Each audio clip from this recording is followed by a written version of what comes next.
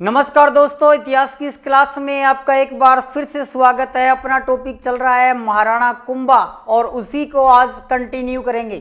तो चलिए स्टार्ट करते हैं। प्रारंभिक बातें अपने पहले कर चुके हैं, उसके आगे की बात अब करेंगे। तो कुंभा विद्वान व साहित्यकार के रूप में जिस प्रकार से अपने ने बात की थी कि कुंभा के व्यक्तित्व में त्रिवेणी संगम था, कटार, कलम और कला का। अब अपने आगे की जो बातें हैं उसमें अपने करेंगे कला यानी कि साहित्य से संबंधित बातें। तो कुंभा के जो गुरु थे वो जैन आचार्य हीरानंद थे और हीरानंद को कुंभा ने कविराज की उपाधि से विभूषित है वो किया था। फिर महाराणा कुंभा जो थे वो संगीत में भी दक्ष थे और संगीत की शिक्षा उन्होंने सारंग व्यास से ग्रहण की थी। अब बात करते हैं कि साहित्य सर्जन में कुंभा द्वारा कौन कौन से ग्रंथ या नाटक या किस प्रकार के साहित्य का सर्जन है वो किया गया। तो सबसे पहले अपने बात करते हैं कुंभा के जो महत्वपूर्ण ग्रंथ हैं उनमें उनकी। पहला ग्रंथ है संगीत राज, जो कि महाराणा कुंभा की श्रेष्ठ रचना है वो माना जाता है। संगीत राज 5 भागों में विभाजित है, 5 भाग हैं इसके और 1600 श्लोक हैं। 5 भागों को याद कैसे रखना है? जिस प्रकार से किताब होती है तो सबसे पहले उसको खोलते इंडेक्स आता है यानी कि पाठ्य रत्न कोश। उसके बाद में संगीत का ग्रंथ है तो तीनों कलाएं होंगी, गीत, वाद्य और नृत्य। तो पहला हो जाएगा पाठ्य रत्न कोश, दूसरा गीत रत्न कोश, तीसरा वाद्य रत्न कोश, चौथा नृत्य रत्न कोश। और जब नृत्य, वाद्य और गीत तीनों चीज हो तो आनंद यानी कि रस आ जाता है, तो लास्ट हो जाएगा रस रत्न कोश। जिसमें से ये प्रश्न पूछा जा चुका है संगीत राज के भाग, और 2023 के अंदर नृत्य रत्न कोश ग्रंथ किसका है? तो नृत्य रत्न कोश संगीत राज का एक भाग है जो कि कुंभा के द्वारा लिखा गया है। कुंभा के द्वारा लिखा गया है। इस ग्रंथ में और क्या क्या चीजें हैं तो देखिए, जो 5 भाग हैं उसमें से प्रत्येक जो भाग है उसके आगे 4 भाग और हैं, यानी कि इनके कुल मिलाकर भाग हो गए हैं 20। और जिन्हें क्या कहा जाता है, इन 5 भागों के जो आगे 4-4 भाग हैं इन्हें उल्लास कहा जाता है। टोटल जो 20 उल्लास हैं, इन 20 उल्लास के आगे 4 भाग और हैं और उन 4 भागों को कहा जाता है परीक्षण। तो ये पहला जो ग्रंथ है संगीत राज, इसके 5 भाग 1600 श्लोक। ये जो 5 भाग हैं इनमें प्रत्येक के आगे 4-4 भाग और हैं, यानी कि इन 5 के 20 भाग हो गए, जिन्हें क्या कहा जाता है? उल्लास है वो कहा जाता है। उल्लास ये 20 हो गए और इन 20 उल्लासों के 4 भाग और हैं जिन्हें क्या कहा जाता है? जिन्हें परीक्षण है वो कहा जाता है। और जो 5 महत्वपूर्ण भाग हैं, पाठ्य रत्न कोश, गीत रत्न कोश, वाद्य रत्न कोश, नृत्य रत्न कोश और रस रत्न कोश। सेकंड, दूसरा जो ग्रंथ है रसिक प्रिया। जयदेव ने एक संगीत पे ग्रंथ लिखा था गीत गोविंद, और गीत गोविंद पर टीका, टीका का मतलब सारांश, छोटी किताब लिख दी महाराणा कुंभा ने रसिक प्रिया नाम से। इसमें गीत गोविंद में जो राग रागनियां दी गई हैं उनको व्यवस्थित है वो किया गया है। और आपके लिए एक क्वेश्चन है जो कि आप बगैर इंटरनेट की सहायता से खोज कर बताएंगे कि रसिक प्रिया नाम से ही 2 अन्य और ग्रंथ लिखे गए, और उन 2 राइटरों का अपने नाम बताना है भी। इसी नाम से राजस्थान में 2 और ग्रंथ किस किस ने लिखे थे। ठीक है। तीसरा महत्वपूर्ण ग्रंथ है सूड प्रबंध। चौथा महत्वपूर्ण ग्रंथ है कामराज रतिसार। कामसूत्र का ये ग्रंथ है जो कि 7 भागों में विभाजित है। इसके बाद में 5वां महत्वपूर्ण इनका जो ग्रंथ है वो है संगीत रत्नाकर की टीका। टीका यानी कि संगीत रत्नाकर है, उसको इन्होंने सारांश में लिखा। मूल रूप से संगीत जो रत्नाकर है वो सारंगदेव का ग्रंथ है, वो सारंगदेव का ग्रंथ है, और इसकी टीका यानी कि इसका सारांश रूप है वो महाराणा कुंभा ने लिखा। अन्य ग्रंथों की यदि बात करते हैं तो संगीत मीमांसा, संगीत सुधा प्रबंध, हरिवार्तिका, चंडी शतक टीका, वाद्य प्रबंध और संगीत कर्म दीपिका, ये इनके अन्य ग्रंथ हैं। तो कुल मिलाकर महाराणा जो कुंभा थे उन्होंने 11 ग्रंथ है उनकी रचना की, पहले 5 और फिर आगे छोटे 6 ग्रंथ, 11 ग्रंथों की रचना की। अब महाराणा कुंभा की बात करते हैं। 4 उन्होंने महत्वपूर्ण नाटक लिखे जो कि अलग अलग भाषा में लिखे गए। मुरारी संगीति कन्नड़ भाषा का ग्रंथ है, रस नंदिनी मेवाड़ी भाषा का नाटक है, नंदिनी वृत्ति मराठी भाषा का नाटक है और अतुल्य चातुरी जो है वो संस्कृत भाषा का नाटक है। 4 नाटकों की इन्होंने रचना की। इसके बाद में न केवल महाराणा कुंभा विद्वान थे अपितु विद्वानों के आश्रयदाता भी थे। तो महाराणा कुंभा के आश्रित जो महत्वपूर्ण विद्वान थे उनकी अपने बात करेंगे और इसमें पहला नाम आता है वो है कान्हा व्यास। कान्हा व्यास जो है वो महाराणा कुंभा के महत्वपूर्ण विद्वानों में आते हैं। एकलिंग महात्म्य ग्रंथ का दूसरा भाग लिखा। एकलिंग महात्म्य जो ग्रंथ है उसके 2 भाग हैं, तो दूसरा भाग है वो कान्हा व्यास ने लिखा जिसे पुराणों के समकक्ष है वो माना जाता है, यानी कि इसका साहित्य सर्जन है वो इतना उत्कृष्ट है कि इसे पुराणों के समकक्ष माना जाता है। जितनी बार भी प्रतियोगी परीक्षा में प्रश्न आया है सीधा क्वेश्चन आता है कि एकलिंग महात्म्य ग्रंथ किसने लिखा या कान्हा व्यास की रचना कौन सी है, तो कान्हा व्यास की रचना जो है वो एकलिंग महात्म्य है। स्पेशली यदि पूछा जाए एकलिंग महात्म्य का प्रथम भाग किसने लिखा, तो एकलिंग महात्म्य का प्रथम भाग जो है वो कुंभा ने लिखा और राजवर्णन नाम से लिखा। सीधा प्रश्न, एकलिंग महात्म्य ग्रंथ के रचयिता तो कान्हा व्यास होगा। इसके बाद में बात करें दूसरे जो विद्वान थे अत्रि भट्ट, जिनकी अपने बात पहले भी कर चुके हैं। कीर्ति स्तंभ प्रशस्ति के ये रचयिता थे जिसको इनके पुत्र महेश भट्ट ने क्या किया था, पूर्ण है वो किया था। फिर तीसरे विद्वान थे मेहा, और मेहा ने ग्रंथ लिखा था तीर्थ कलफ, तीर्थों के तीर्थ जो स्थान है उनका उल्लेख। और महत्वपूर्ण बात यह कि भारत के 120 तीर्थों का इसमें उल्लेख है वो इनके द्वारा किया गया। इसके बाद में विद्वान थे गोविंद, और गोविंद ने 2 ग्रंथ लिखे, सार समुच्चय और कलानिधि। कलानिधि की ये विशेषता है कि ये मंदिर के शिखर निर्माण का एकमात्र ग्रंथ है। शिखर निर्माण का एकमात्र ग्रंथ है, यानी कि नागर शैली में जो मैंने आपको बताया था पिछले वीडियो के अंदर कि इस प्रकार से शिखर युक्त मंदिर है वो बनने लगे, तो शिखर का निर्माण कैसे करना है इसका ये एकमात्र ग्रंथ है जो अपने को मध्यकाल में मिलता है। इसके बाद में सबसे महत्वपूर्ण विद्वान मंडन, जो कि कुंभलगढ़ दुर्ग के वास्तुकार और शिल्पी थे। बहुत बार प्रश्न आ चुका है कुंभलगढ़ दुर्ग के वास्तुकार और शिल्पी, तो मंडन थे। और मंडन के महत्वपूर्ण 5 ग्रंथ थे। पहला प्रसाद मंडल, यानी कि महलों का निर्माण है वो कैसे किया जाएगा, राजवल्लभ मंडन। देवमूर्तिकरण प्रकरण, देवमूर्ति प्रकरण को क्या कहते हैं, रूपावतार भी कहते हैं। शकुन मंडल और वास्तु सार या वास्तु समुच्चय, ये इनके 5 महत्वपूर्ण ग्रंथ थे। इसके बाद में बात करेंगे महाराणा कुंभा की राजनीतिक उपलब्धियों की। तो साहित्य कला के अंदर वो किस प्रकार से थे इनकी बात अपने कर चुके हैं। अब महाराणा कुंभा की राजनीतिक उपलब्धियों की बात करेंगे कि राजनीतिक रूप में वो किस प्रकार से हुए।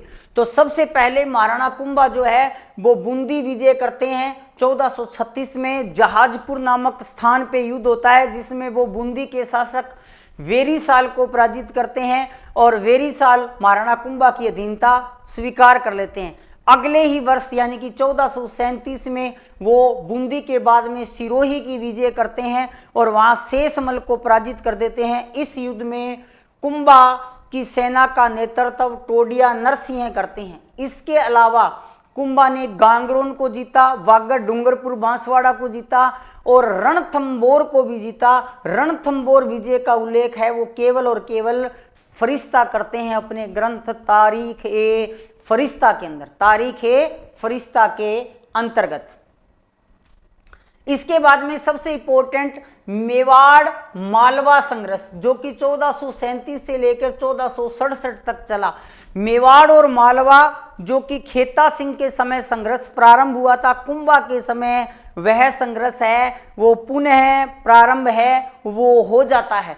इसके अंतर्गत मुख्य कारण ये रहता है दोबारा से संघर्ष शुरू होने का या लड़ाई दोबारा से शुरू होने का मुख्य कारण ये रहता है कि मेहपा पवार चाचा और मेरा को मालवा में शरण दी गई थी, और जब ये पट्टी कोटरी पहाड़ी पर थे तो रणमल की सहायता से कुंभा इन तीनों की हत्या है वो कर देते हैं। इसी कारण आगे के जो युद्ध हैं वो चले, और सबसे इंपॉर्टेंट जो युद्ध हुआ वो सारंगपुर का युद्ध हुआ, जो कि 1437 में लड़ा जाता है, जिसमें महाराणा कुंभा मालवा के शासक महमूद खिलजी फर्स्ट को पराजित करते हैं, और इस विजय के उपलक्ष्य में चित्तौड़ में विजय स्तंभ का निर्माण है वो करवाते हैं, जिसकी बात अपने कुंभा के फर्स्ट पार्ट में बहुत ही विस्तार पूर्वक करके आए हैं। इसके बाद में जो एक श्रृंखला चली उसमें 1442 में महमूद खिलजी क्या करते हैं, कुंभलगढ़ पे असफल आक्रमण करते हैं। 1444 में वो गांगरोन विजय करते हैं, और ये 1444 में गांगरोन दुर्ग का द्वितीय शंका था, जहां महमूद खिलजी के आक्रमण का सामना पाल हंसी करता है, पाल हंसी करता है। और ये गांगरोन दुर्ग का द्वितीय शंका या आप कह सकते हैं जौहर था, जबकि गांगरोन का पहला 1423 के अंदर होता है, जब अचलदास खींची और होशंग शाह होते हैं। गांगरोन दुर्ग में कुल 2 जौहर हुए थे, इसमें से ये दूसरा था, पहला 1423 के अंतर्गत है वो होता है। इसके बाद में महमूद खिलजी जो है वो अजमेर पर आक्रमण करते हैं 1455 के अंदर, और जो कुंभा के प्रतिनिधि होते हैं राजा गजधर उनको पराजित कर देते हैं। इसके बाद में कुंभा स्वयं एक विशाल सेना के साथ वहां जाते हैं और महमूद खिलजी को पराजित है वो करते हैं।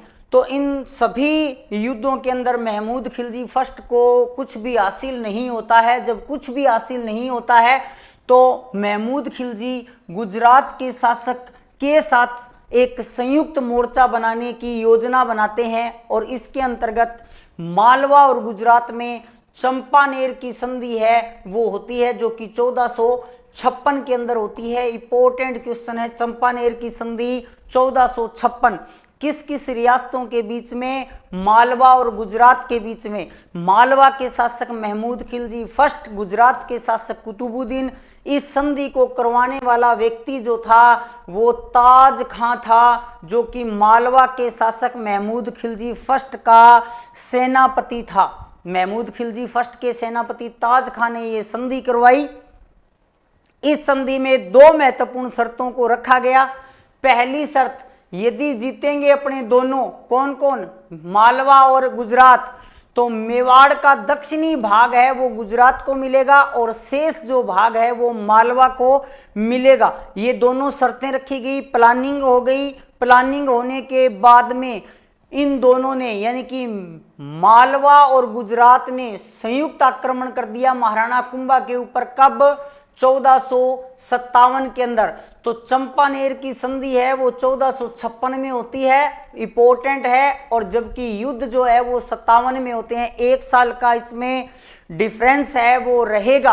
अब देखिए 3 एंगल बन चुके हैं, मालवा, मेवाड़ और गुजरात। मालवा में महमूद खिलजी फर्स्ट है, मेवाड़ में कुंभा है और गुजरात में कुतुबुद्दीन है। 2 तरफ से कुंभा को घेरा जाता है और संयुक्त आक्रमण है वो किया जाता है, लेकिन महाराणा कुंभा बड़ी चतुराई से दोनों आक्रमणों को असफल कर देते हैं और महमूद खिलजी फर्स्ट को बदनौर के युद्ध में पराजित करते हैं। और इस उपलक्ष्य में बदनौर में कुशाल माता मंदिर का निर्माण करवाते हैं। कुशाल माता मंदिर का निर्माण करवाते हैं। इनकी दूसरी जो सेना है वो कुतुबुद्दीन को कुंभलगढ़ के पास हुए युद्ध में पराजित कर देती है। इस प्रकार से संयुक्त अभियान में मालवा और गुजरात दोनों पराजित हो जाते हैं, जबकि निर्णायक जो जीत है वो महाराणा कुंभा की होती है। मालवा के बाद में गुजरात के साथ क्या इशू था या गुजरात संघर्ष था, वो क्यों था? तो मेवाड़ और गुजरात संघर्ष, जिसका मुख्य कारण था नागौर पर प्रभुत्व का प्रश्न, यानी कि नागौर के ऊपर गुजरात का प्रभुत्व रहेगा या मेवाड़ का प्रभुत्व रहेगा, उस पर वर्चस्व स्थापित करने के लिए इन दोनों में युद्ध होता है। तो मेवाड़ जो नागौर था उसके शासक थे फिरोज खां। जब फिरोज खां की मृत्यु होती है तो फिरोज खां के दो पुत्रों शम्स खां और मुजाहिद के अंदर गृह युद्ध हो जाता है, और मुजाहिद जो है वो गद्दी पर काबिज हो जाता है, यानी कि राजा है वो बन जाता है, शासक है वो बन जाता है। लेकिन इसके शासक बनने के बाद में शम्स खां जो होता है वो महाराणा कुंभा से सहायता मांगता है। कुंभा क्या करते हैं, इसे शासक बना देते हैं। लेकिन जैसे ये शासक बनता है, शासक बनते ही ये महाराणा कुंभा को आंखें दिखाने लग जाता है, यानी कि महाराणा कुंभा को न तो कर देता है और न ही उसके प्रभुत्व को स्वीकार करता है। तो महाराणा कुंभा इसके ऊपर आक्रमण की तैयारी करते हैं। तो ये गुजरात के शासक कुतुबुद्दीन के पास भागकर चला जाता है और अपनी पुत्री का विवाह जो है वो कुतुबुद्दीन से करवा देता है। तो नागौर का जो प्रथम युद्ध होता है वो 1456 में होता है, कुंभा और शम्स खां के बीच में होता है। इसमें कुतुबुद्दीन है वो शम्स खां की सहायता करता है, लेकिन निर्णायक जो जीत है वो महाराणा कुंभा की होती है। इसके बाद में 1457 के अंदर मालवा व गुजरात की संयुक्त सेना युद्ध करती है महाराणा कुंभा से। अभी थोड़ी देर पहले ही अपने ने इसकी बात की। तो मालवा को बदनौर के युद्ध में और गुजरात को कुंभलगढ़ के युद्ध में महाराणा कुंभा है वो पराजित करते हैं। इसके बाद में नागौर की दूसरी जीत करते हैं महाराणा कुंभा 1458 में। इस जीत का कारण श्यामल दास के ग्रंथ वीर विनोद में,